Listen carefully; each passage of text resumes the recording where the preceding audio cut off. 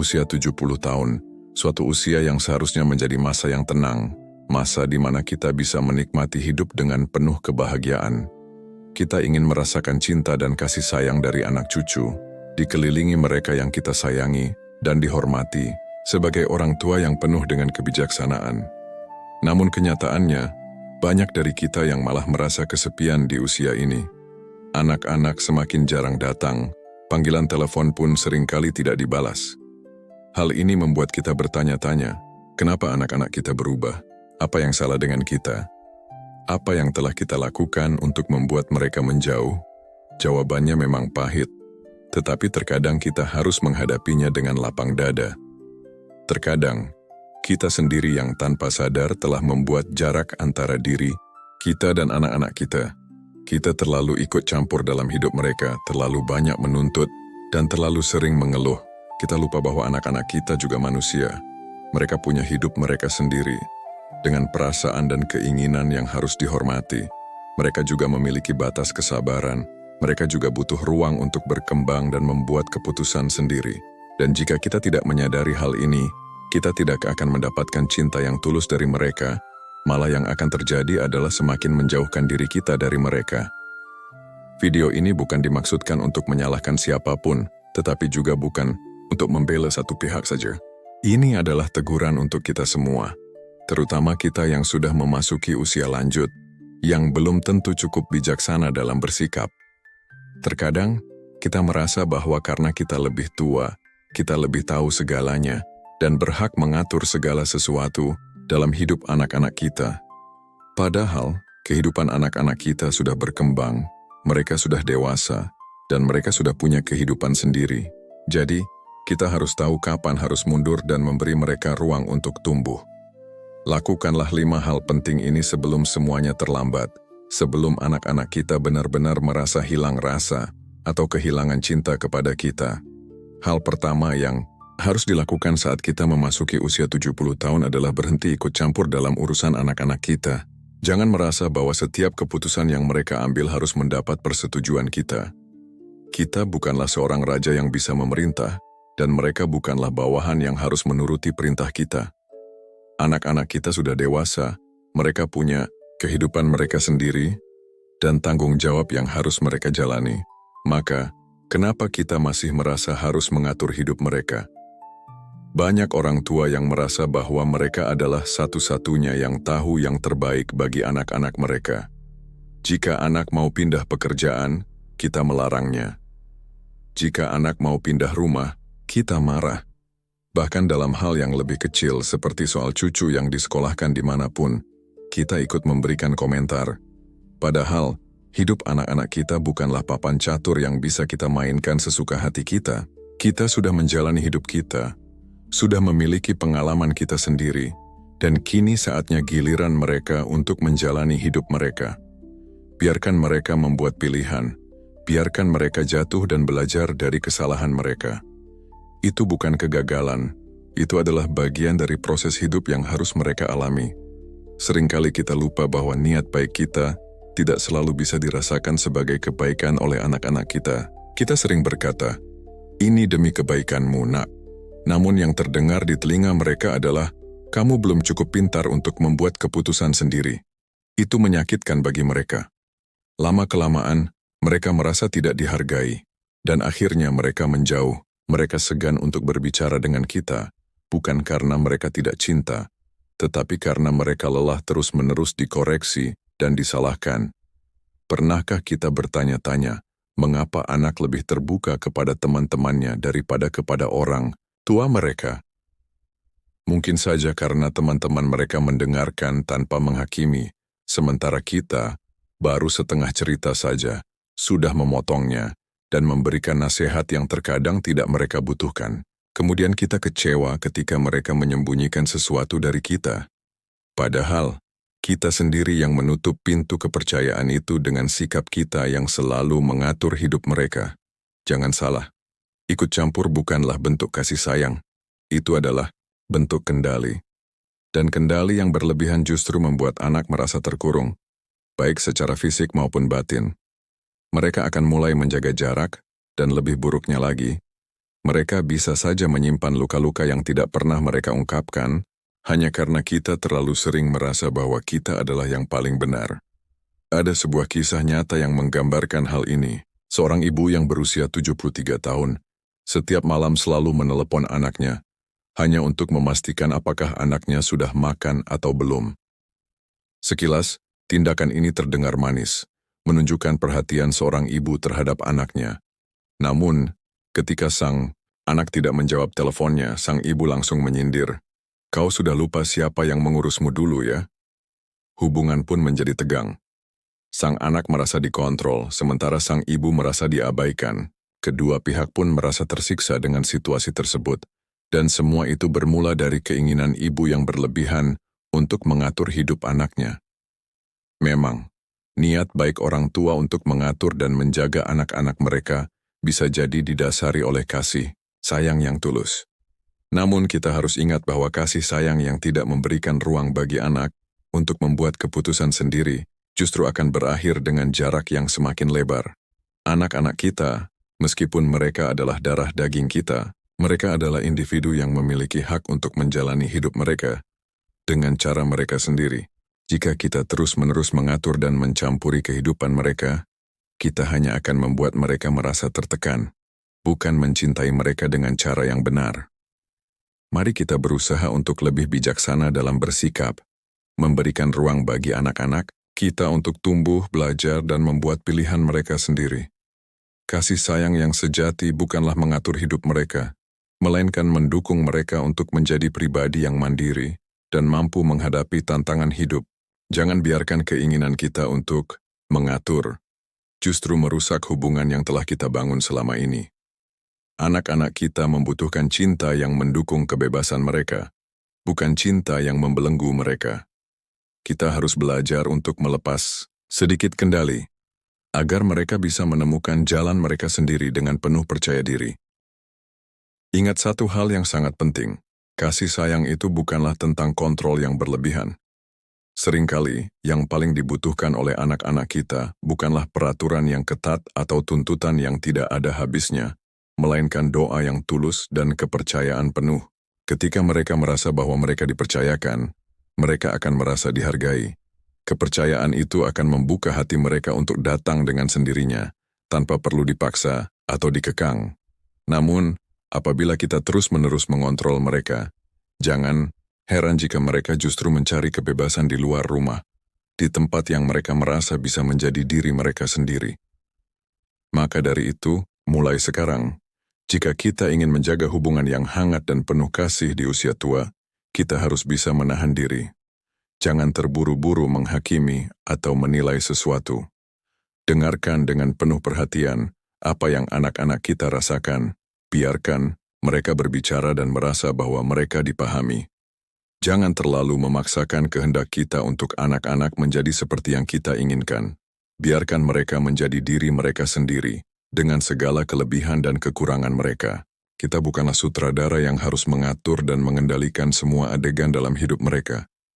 Kita adalah penonton yang bangga, yang seharusnya merasa bersyukur bisa melihat dan menyaksikan anak-anak tumbuh menjadi pribadi yang luar biasa. Hal kedua yang harus kita lakukan di usia 70 tahun adalah berhenti mengeluh dan mulai belajar untuk bersyukur setiap hari.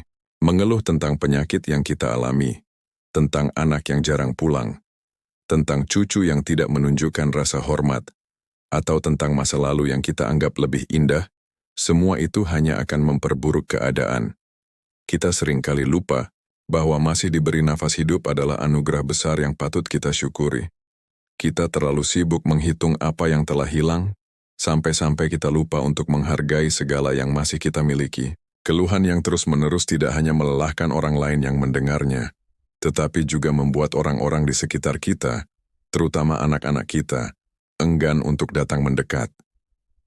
Coba kita berpikir dengan jujur, jika setiap kali anak datang, mereka hanya disambut dengan cerita-cerita pahit, wajah yang selalu murung, dan keluhan yang tak berujung, apakah mereka akan merasa nyaman dan betah untuk tinggal lebih lama? Kita mungkin merasa itu adalah bentuk curhat, tetapi bagi mereka, Itu bisa terasa seperti beban yang harus mereka pikul tanpa ada solusi yang jelas.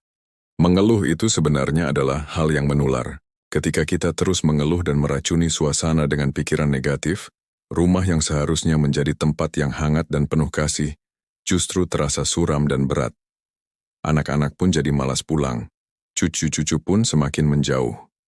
Seiring berjalannya waktu, kita justru akan dikelilingi oleh kesepian yang kita ciptakan sendiri, dan kita akan mulai menyalahkan anak-anak kita, menganggap mereka durhaka. Padahal, mungkin kita yang terlalu banyak menuntut empati, namun kita sendiri tidak memberi ruang untuk kedamaian. Ada seorang bapak yang setiap hari mengeluhkan hidupnya, merasa bahwa hidup ini tidak adil. Dia sering mengucapkan kata-kata seperti, "Zaman saya dulu lebih baik, anak-anak zaman sekarang kurang ajar." Lama-kelamaan, anak dan menantunya jadi enggan untuk berlama-lama di rumah. Mereka hanya datang sekadar formalitas, bukan karena tidak sayang, tapi karena suasana di rumah yang dipenuhi keluhan dan kritik terus-menerus. Rumah seharusnya menjadi tempat yang nyaman untuk pulang, tempat yang penuh kasih dan kedamaian, bukan tempat yang terus-menerus disalahkan. Usia tua bukan saatnya untuk berlomba siapa yang paling menderita.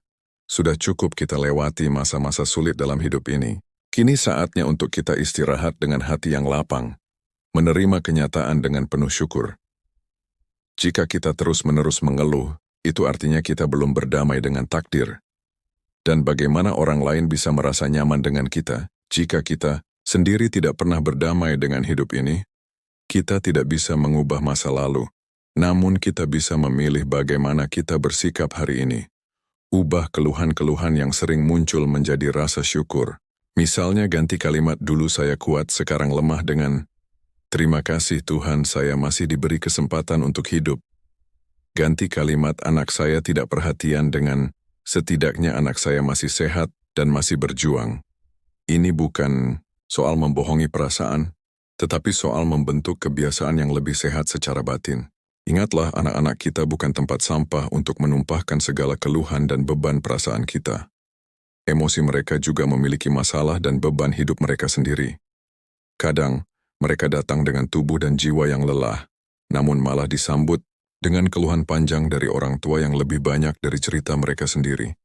Apa yang kita harapkan? Pelukan perhatian dan kasih sayang itu tidak akan datang jika yang kita berikan hanya keluhan dan tuntutan. Maka mulai sekarang, latihlah lidah kita untuk lebih banyak mengucapkan syukur. Bukan karena hidup selalu indah, tetapi karena kita masih diberi kesempatan untuk menjalaninya. Ketika kita berhenti mengeluh, kita membuka jalan agar anak-anak kita merasa betah berada di sisi kita. Kadang yang membuat orang tua terlihat berharga bukanlah nasihat yang mereka berikan, melainkan ketenangan dan kebijaksanaan dalam sikap mereka. Orang tua yang bijaksana mampu menunjukkan jalan tanpa harus berkata banyak. Mereka tahu kapan harus berbicara dan kapan harus diam. Mereka mengerti bahwa kasih yang paling besar seringkali datang dari kehadiran yang tenang dan penuh pengertian. Jadi, mari kita mulai merubah kebiasaan ini. Tidak ada yang sempurna dalam hidup, namun dengan kebiasaan bersyukur, kita akan menemukan kedamaian di dalamnya. Dan kedamaian itu akan menyebar, menjadikan rumah kita tempat yang nyaman untuk anak-anak dan cucu-cucu kita, tempat yang mereka rindukan dan ingin kembali ke sana. Hal ketiga yang harus dihindari saat usia kita sudah menginjak angka 70 tahun adalah menuntut balas budi dari anak.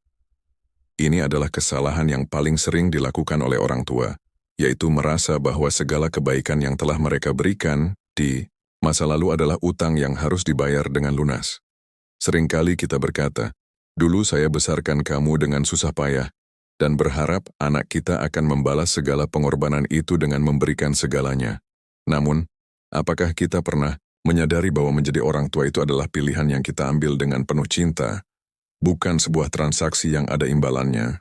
Kita sering tidak sadar bahwa kalimat-kalimat seperti, "Kau ini sudah lupa siapa yang menyekolahkanmu," atau "Ibu dulu rela lapar asal kamu bisa makan," adalah bentuk pemerasan emosional yang sering tidak kita sadari. Kalimat-kalimat tersebut bukanlah sebuah nasihat melainkan sebuah tuntutan yang terselubung. Kita mencoba mengendalikan masa depan anak kita dengan menggunakan masa lalu sebagai alat untuk mempengaruhinya. Kita tidak sedang memberi dengan tulus, kita sedang menagih. Dan ingatlah, penagih utang, tak peduli sebaik apapun niatnya, akan selalu membuat orang ingin menjauh, bukan merasa dekat. Balas budi itu adalah sebuah kebaikan jika datang dari kesadaran dan keikhlasan hati anak. Namun, begitu kita mulai meminta dan menuntut balasan itu, apalagi jika menuntutnya dengan keras, nilai dari kebaikan tersebut hilang begitu saja. Apa artinya anak mencium tangan kita kalau itu hanya karena rasa bersalah, bukan karena cinta yang tulus?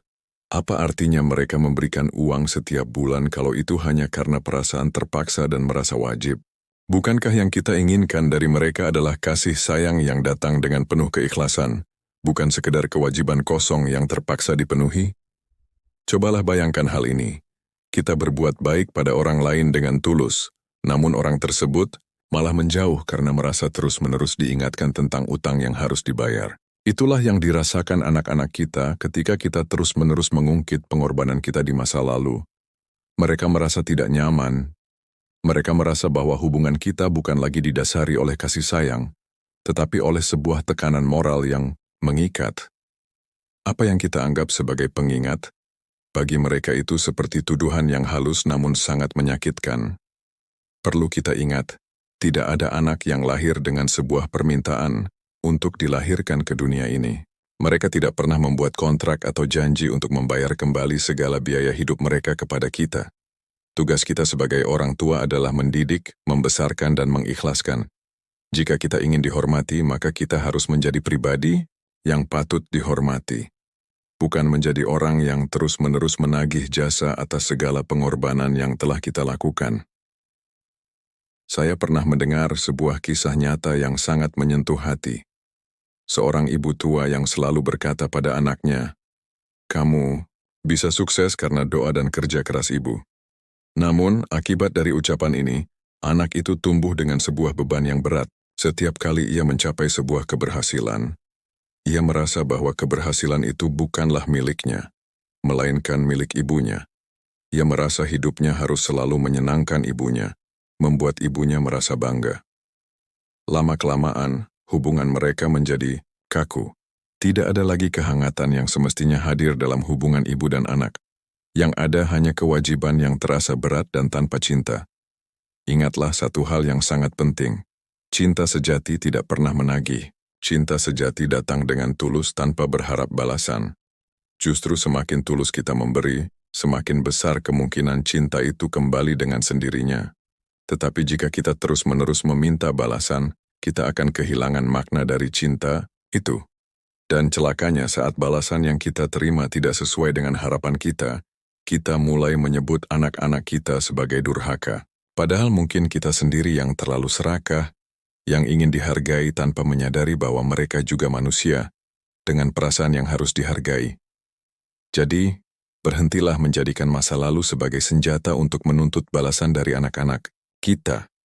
Biarkan mereka mencintai kita dengan tulus bukan karena mereka merasa harus. Saat kita benar-benar ikhlas, saat itulah anak-anak kita akan pulang ke rumah tanpa dipanggil, memberi tanpa diminta, dan menyayangi tanpa ada paksaan.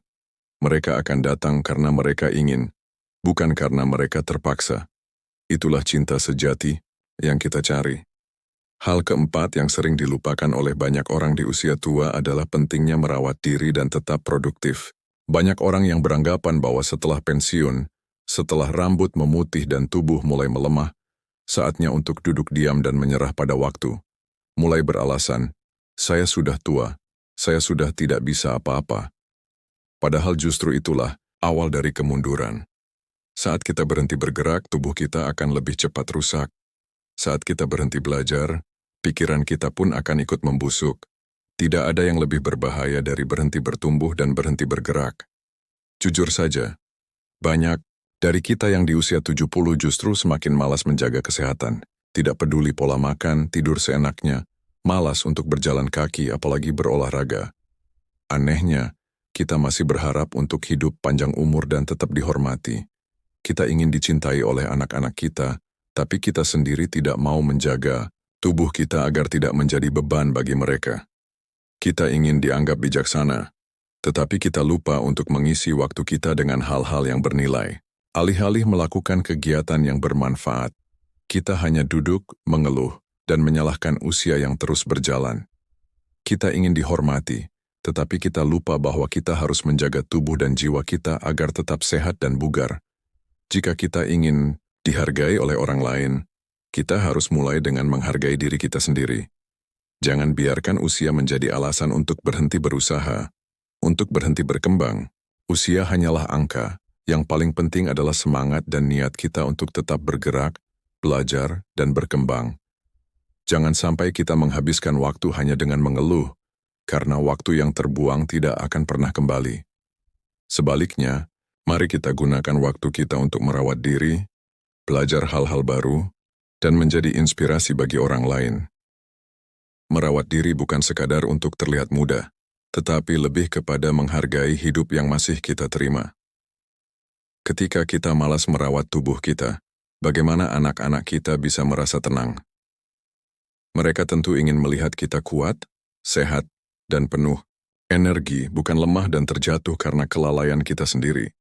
Usia tua memang datang dengan perubahan, namun jangan jadikan itu sebagai alasan untuk menjalani hidup sembarangan. Menjaga diri adalah bentuk tanggung jawab, bukan hanya bagi diri sendiri, tetapi juga untuk keluarga dan orang-orang yang kita cintai. Itu bukan soal pengejaran penampilan fisik semata, tetapi soal bagaimana kita tetap bisa berfungsi, bergerak, dan memberi manfaat. Usia tua bukanlah alasan untuk berhenti hidup produktif. Sayangnya, banyak orang yang salah kaprah mengenai produktivitas. Mereka berpikir produktif itu berarti bekerja keras seperti di masa muda. Padahal, produktif bukan tentang berapa banyak waktu yang kita habiskan bekerja, tapi tentang tetap berguna untuk orang lain dan diri sendiri. Mengasuh cucu dengan penuh kasih sayang bukan dengan omelan. Menulis pengalaman hidup yang bisa memberi hikmah bagi yang lain. Membaca buku dan terus belajar, walaupun usia kita tak lagi muda. Ikut serta dalam kegiatan sosial yang memberi dampak positif, atau sekadar merawat tanaman di halaman rumah. Lakukan sesuatu agar hidup kita tetap bermakna, agar kita tidak merasa sia-sia menjalani hari-hari kosong yang hanya menunggu datangnya sakit dan kematian. Ingat, hidup bukan hanya untuk menunggu tetapi untuk memberi. Ada banyak orang tua yang tiap pagi rutin menyapu halaman, merawat ikan di kolam, dan membaca Al-Quran dengan khusyuk. Mereka tak terjebak dalam kebiasaan menonton sinetron yang menghabiskan waktu atau menyebarkan gosip yang tidak ada manfaatnya. Orang-orang ini terlihat sehat, penuh semangat, dan wajah mereka cerah karena mereka aktif bergerak. Anak-anak mereka pun bangga punya orang tua yang masih aktif dan peduli pada diri mereka. Bandingkan dengan orang tua yang bangun siang, malas, mandi, dan hanya duduk termenung sepanjang hari. Mereka mungkin merasa nyaman dalam kebiasaan itu, namun sejatinya, itu bisa menciptakan jarak, bukan hanya dengan anak-anak mereka, tetapi juga dengan diri mereka sendiri. Mana yang lebih dihormati, mana yang lebih dihargai.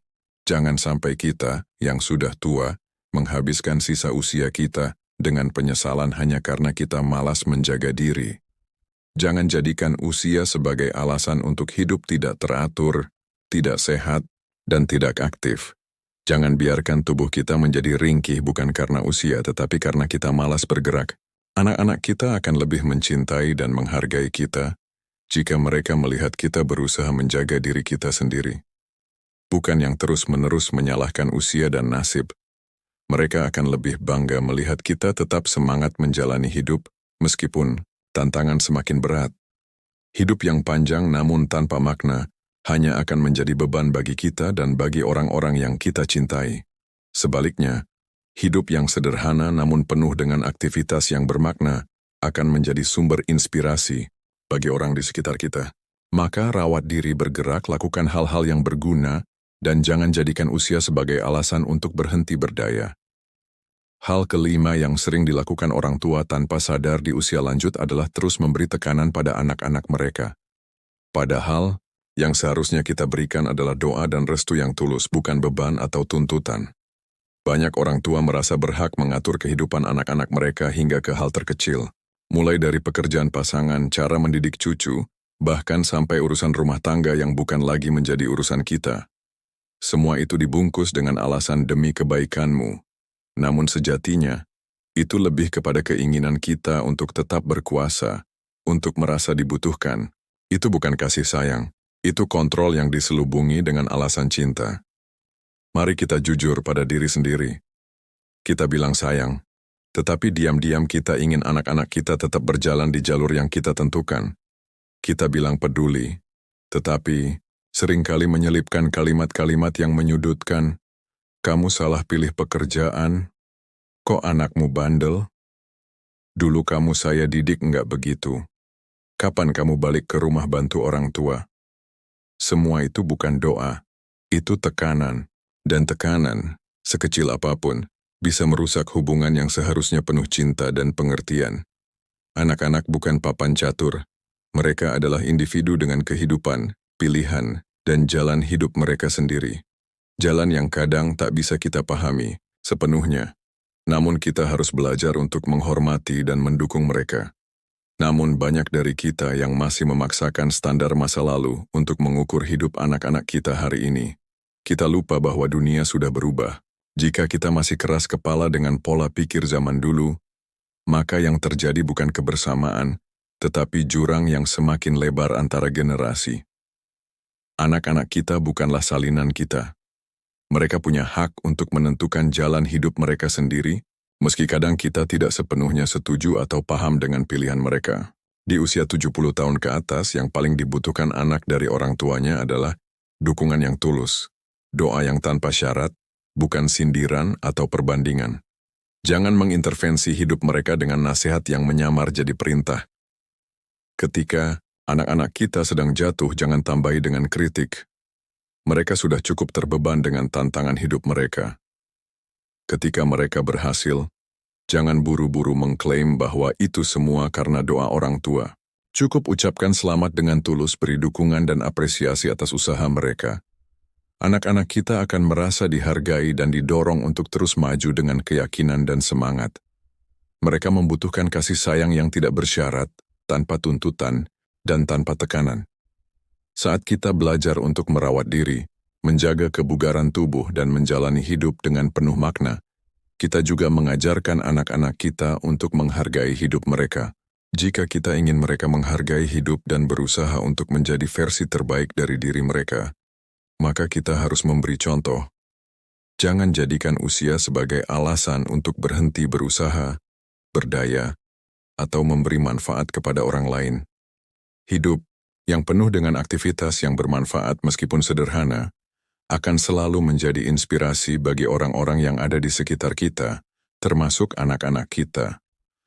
Dengan menjaga diri kita, kita memberikan kesempatan kepada anak-anak kita untuk tumbuh dengan rasa hormat dan cinta.